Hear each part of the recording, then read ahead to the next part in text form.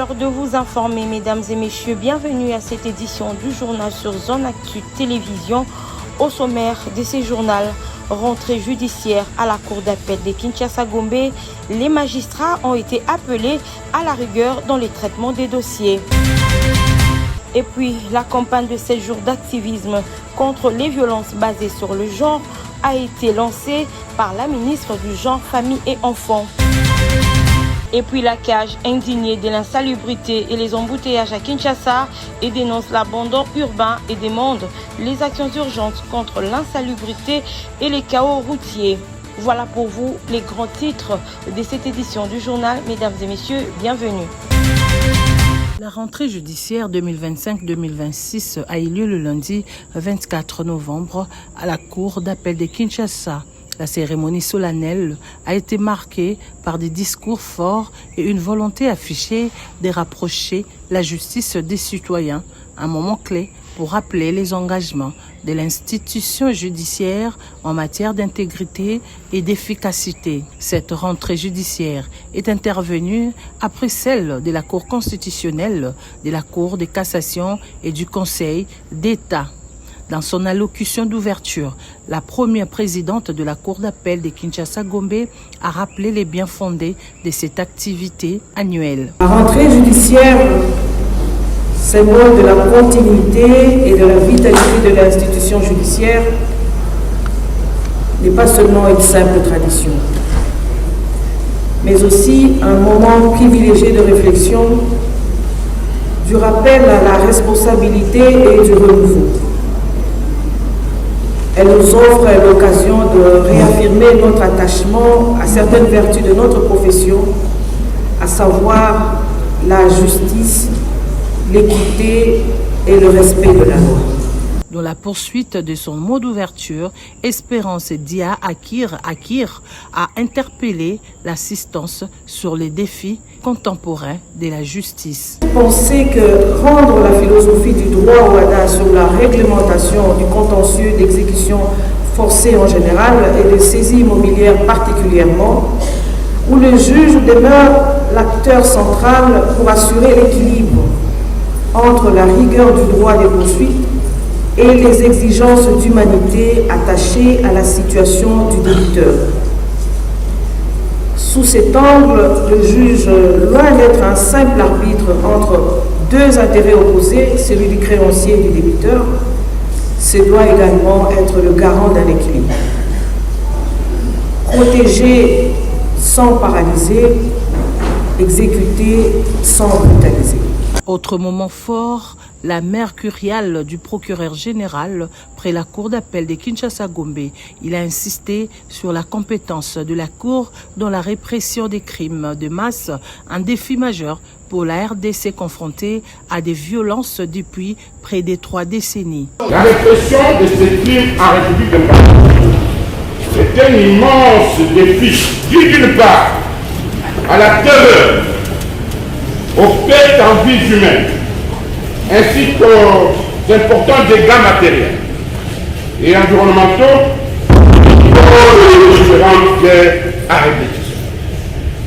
Le système judiciaire national reste dépourvu du personnel judiciaire spécialisé en la matière. Le bâtonnier du barreau de Kinshasa a également intervenu dans un ton ferme. Il a dénoncé le pratique jugée irrégulière de certains avocats exerçant hors de leur barreau d'attache. Une situation qui soulève des tensions au sein de la profession. Avec cette rentrée judiciaire, la Cour d'appel de Kinshasa-Gombe ouvre une nouvelle année placée sous les signes de la rigueur, de la réforme et du renforcement de la justice au service des citoyens. La campagne des 16 jours d'activisme contre les violences basées sur le genre a été lancée le lundi 24 novembre à Kinshasa par la ministre du Genre, Famille et Enfants. Placée sous les thèmes « Mettre fin à la violence numérique de femmes et des filles », cette campagne va couvrir la période allant du 25 novembre au 10 décembre. Pendant cette période, plusieurs activités de sensibilisation et de vulgarisation des textes légaux seront organisées pour lutter contre toute forme de violence à l'égard de la femme. À cette occasion, La ministre du Genre, Micheline Omba, a appelé la population, particulièrement les jeunes, à être alliés à la dignité et à utiliser leur téléphone pour unir et non pour briser. La RDC a réalisé des avancées notables dans l'amélioration de son cadre juridique, notamment grâce au Code du numérique de 2023, à la loi de 2020 sur les télécommunications et à d'autres textes consacrés à la lutte contre les violences basées sur le genre. Mais hélas, beaucoup de ces lois restent méconnues, parfois même par ceux qui sont chargés de les faire appliquer. C'est pourquoi, durant ces 16 jours, le ministère du Genre, Famille et Enfants déploiera une vaste campagne de vulgarisation, de sensibilisation et de mobilisation dans la capitale et dans toutes les provinces de notre nation. Les violences basées sur le genre en RDC sont aggravées par les conflits armés, surtout dans l'est du pays, les inégalités sociales et les manques d'accès à la justice. Selon l'ONU, la RDC fait partie de pays ayant un taux élevé de violences basées sur le genre en contexte humanitaire. Les gouvernements appellent la population à s'approprier de cette campagne en rapport avec le numérique. J'en appelle donc à chacun, aux hommes de notre nation, soyez les gardiens de la dignité, soyez les alliés et non les adversaires. Soyez les miroirs dans lesquels nos filles voient le respect, jamais la crainte. Le Fonds des Nations Unies pour la population, l'un des partenaires du gouvernement dans la lutte contre les violences basées sur le genre, réaffirme sa collaboration étroite avec le gouvernement. La lutte contre les violences basées sur le genre n'est pas un programme accessoire pour l'UNFPA. Elle est au cœur de notre mandat global et ça s'articule autour de 3 piliers. Le premier est la prévention.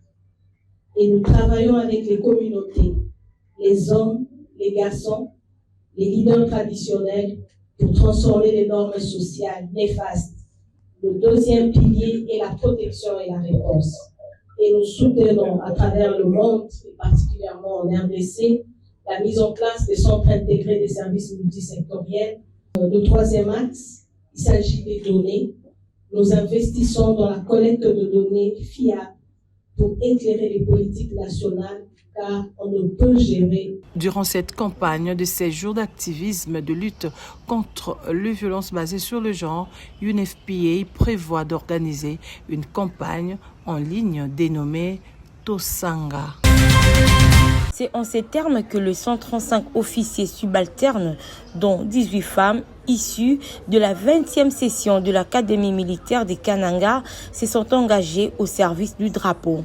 La cérémonie s'est déroulée en présence du vice-premier ministre en charge de la défense, Guy Kassongo Mwananvita, du gouverneur du Kasaï central, Joseph Moïse Kamboulou Koko, ainsi que des nombreuses autorités civiles et militaires. À cette occasion, le patron de la défense nationale a exhorté les nouveaux officiers, parmi lesquels une majorité des magistrats militaires, à respecter scrupuleusement les principes et exigences de leur art. Au nom du président de la République, chef de l'État, commandant suprême des forces armées de la République démocratique du Congo, je prends acte de votre prestation de serment en qualité d'officier des forces armées de la République démocratique du Congo. Mes très sincères félicitations. Vos formateurs vous ont forgé l'esprit de corps et l'exigence de la loyauté ainsi que de la fidélité. Ce sont toutes ces qualités qui vous ont distingué en tant qu'officier. En tant que magistrat, vous êtes appelé à servir l'État avec dévouement, dignité et intégrité. Vous devez témoigner de votre esprit civique par un effort soutenu en vue de vous améliorer. Cette prestation de serment marque la fin d'une formation intensive de près de 9 mois, au terme de laquelle ces officiers rejoindront désormais les rangs des forces armées de la République pour servir la nation. Ici à Marabo, village situé en territoire d'Iroumou, 4 ans après, la paix s'installe et ravive les esprits et cœurs. Les bruits des armes, des bottes et la peur, imposés par les groupes armés FPIC, ont laissé place à un battement d'un cœur plein d'espoir. La libre circulation perceptible, Marabo est baptisé poumon économique en territoire d'Iroumou. À chaque lever du soleil, c'est un jour du marché ici à Marabo. Sous état de siège, chapeauté par le lieutenant-général Luboyanka Chamadjouni, commandant des opérations et gouvernant militaire de l'Ituri, ces intenses activités sont les signaux forts d'une véritable restauration de l'autorité de l'État. Nous disons merci qui nous renforce encore la paix à Marabo. Nous sommes contents, nous vivons bien, sans problème et nous dormons paisiblement. Qu'on restaure seulement la paix à Marabo, car lorsqu'il y a la paix, tout se passe bien. À cause de la stabilité de la situation sécuritaire, les produits agricoles, désormais sémés et récoltés en toute quiétude, remplissent les étals. Pour ces femmes commerçantes, d'Iroumou, ces territoires ituriens est redevenu un véritable corridor en termes d'opportunités économiques. Ces retours progressifs à la normalité rencontrent les désirs profonds du chef de l'État, Félix Antoine Tshisekedi Tshilombo, c'est lui de stabiliser durablement l'Ituri. La cohésion communautaire, désormais visible à Marabo, se présente comme le véritable socle du développement grâce aux deux approches militaires et non militaires mises en place par le lieutenant-général Luboyanka Chamadjouni voici plus de 4 ans. De la peur à la résilience, de la violence à l'espérance, le territoire d'Iroumou écrit une nouvelle page de son histoire. Les opérateurs économiques de Butembo-Beni ont effectué dimanche 23 novembre 2025 une visite guidée au site de la centrale hydroélectrique d'Italie à Nord, exploitée par la Société Énergie du Nord Kivu NK, une initiative visant à renforcer le dialogue entre le fournisseur d'énergie et ses principaux consommateurs pendant que les besoins en électricité ne cessent de croître dans la région. La visite a débuté par un briefing technique animé par le directeur des opérations de NK, Anthony Claveri, a expliqué le fonctionnement de la centrale d'Italie à Nord. La visite a débuté au niveau du désableur pour se clôturer à l'usine de production du courant, passant par le canal, le bassin de mise en charge et la conduite forcée. Marqués et impressionnés par l'ampleur de l'investissement des NK, les opérateurs économiques, principaux consommateurs de cette énergie, ont néanmoins exprimé leurs attentes face à la demande croissante d'électricité liée à l'expansion de leurs activités. Essayez d'observer seulement le niveau de captage de l'eau, comment ils ont installé ça, les vannes, Koso. Essayez de suivre le canal de conduit, comment ils ont déchiré les roches, jusqu'à ce qu'ils sont venus installer cette usine. L'équipe de Beni Butembo, on est là pour visiter, mais ce n'est pas un travail facile. Hein. Nous remercions NK pour le travail abattu jusque-là et nous demandons au gouvernement de les appuyer. La population de ne pas seulement parler pour parler.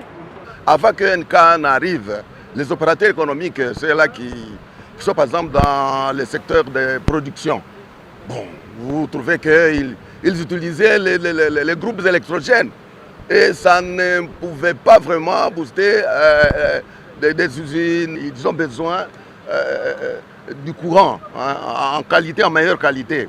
C'est que comme ils en ont fortement besoin, les opérateurs économiques devaient normalement prêter main forte à cette société pour qu'elle aille de l'avant au lieu de la décourager. Actuellement, on peut cuire son aliment.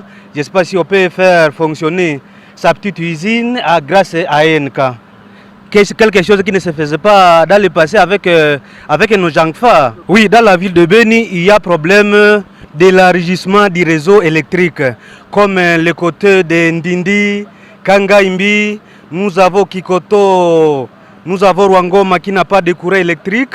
Alors, pendant que ce sont des zones qui sont en insécurité, donc aller jusqu'au fait fort, même comme nous sommes à Beni, il faut alimenter même jusqu'à Mavivi, au Icha, on a besoin d'électricité au niveau de l'aéroport. Du côté énergie du Nord Kivu NK, l'eau s'active déjà afin de l'atteinte de l'objectif Horizon 2027. À travers cet objectif, NK souhaite voir 100% d'habitants de Butembo Beni avoir accès à l'énergie. Vous avez pu observer que ce projet de la centrale Italia Nord 1 était un projet colossal. Nous avons mis presque 8 ans pour arriver à nos fins avec ce chantier. ENK a mis dans son cahier des charges en priorité les ouvrages relatifs à la production d'énergie. Et maintenant, la seconde partie du cahier des charges sera de se concentrer davantage sur le développement du réseau. ENK, à ce jour, a plus de 15 cabines déjà construites en ville de Beni et Butembo, mais non encore alimentées. Ces cabines sont positionnées géographiquement de façon à pouvoir affirmer aujourd'hui que 100% des villes de Beni et Butembo sont déjà couvertes. Maintenant, il faut qu'on puisse élargir le réseau, le densifier davantage pour tirer les lignes nécessaires à l'alimentation de ces cabines. Au terme de cette visite, les deux parties semblent déterminées à renforcer leur collaboration, une relation stratégique pour soutenir l'économie locale et accompagner l'industrialisation progressive au Nord Kivu. La lutte contre l'insécurité à Kinshasa se poursuit. Dans la commune de Mongafula, la police nationale a interpellé plusieurs présumés criminels urbains. Ils ont été présentés ce matin par le commandant du commissariat supérieur, Faustin Monene, qui a réaffirmé la détermination de la police à mettre fin à l'insécurité qui sévit dans cette partie de la capitale. Na commissaire général nenga pesa ki biso mokano na réunion munene akiti sango na commissaire provincial alobi boye na lingi bosala ba tourner bosala ba bouclage patrouille ciblée, arrêtez-moi les criminels au bâti la population mal à l'aise. Yango réalité. O ils a fait 40e opération na zola sabino na betandweke. Na senga ki lisusu na ba président ba motard. Na lobaki précédemment que mode opératoire actuellement comme une moto pour moto côté kango za facile. Alors bana moto ba komi ko kufa pamba. Likolo ya engin o permettre yena mwasi na ye na bana. À cette occasion, le commandant urbain a rassuré la population quant à l'engagement de la police à intensifier les opérations conformément aux instructions du commissaire général de la police nationale congolaise. Il a rappelé que la lutte contre l'insécurité demeure une priorité absolue. La population, pour sa part, est appelée à collaborer avec les forces de l'ordre, à dénoncer les malfaiteurs et à demeurer vigilante afin de renforcer la sécurité collective. L'association congolaise pour l'accès à la justice à cage en cycle tire une nouvelle fois la sonnette d'alarme. Dans un communiqué publié ce 24 novembre, la CAGE dénonce ce qu'elle qualifie d'abandon urbain dans la capitale, marqué par une insalubrité chronique et des embouteillages devenus insupportables. Selon la CAGE, ces conclusions sont issues d'une enquête citoyenne menée durant 3 mois dans plusieurs communes de Kinshasa. Les résultats sont accablants. Kinshasa étouffe, fragilisé à la fois par un incivisme généralisé, l'absence d'infrastructures adaptées et des défaillances institutionnelles persistantes. La CAGE note que de nombreux quartiers sont aujourd'hui transformés en véritables dépotoirs à ciel ouvert, faute de poubelles publiques, des systèmes de tri ou encore des centres modernes de traitement des déchets. Même constat sur le plan routier. La CAGE parle d'un chaos quotidien aggravé par l'occupation anarchique des chaussées, des marchés pirates, l'incivisme de certains conducteurs et la vétusté des feux de signalisation. Le manque de parking et la dégradation des routes secondaires contribuent également à paralyser la mobilité. Face à cette situation, la CAGE formule plusieurs recommandations, notamment la création d'un système intégré de gestion des déchets, la répression des infractions environnementales, la réhabilitation des routes secondaires, la modernisation de la régulation du trafic et la mise en place d'un comité mixte en charge de suivre l'application de ces mesures. Enfin, la CAGE appelle la population à plus de responsabilités citoyennes et encourage les autorités à agir rapidement, afin de restaurer un cadre de vie digne pour les Kinois. Vraiment, boya kotala awa na kati administration sport ceux qui sont véhiculés, même pas 5 cadres. Mais t'as là, il y a Libanda, ma président de la fédération. Ah, 70 francs. Baliara Bambongo. Non, trop c'est trop.